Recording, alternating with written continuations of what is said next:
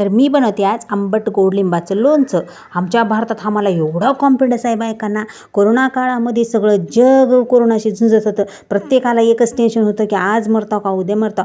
पण आम्हा बायकांना तुम्हाला सांगते, एक वर्षाच्या आम्ही लिंबाचे आणि आंब्याचे लोणचे करून ठेवलो.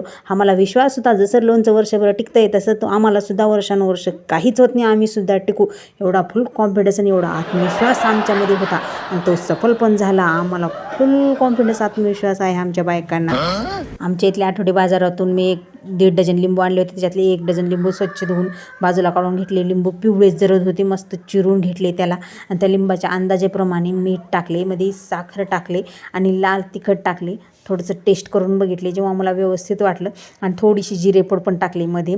तर सगळं आता व्यवस्थित मिक्स करून घ्यायला लागले. हो का, हे मिक्स झाले सगळं. कसलं छान कलर आला, यम्मी, मस्त वाटते. तर ह्या लोणच्यासाठी लाईक शेअर सबस्क्राईब पट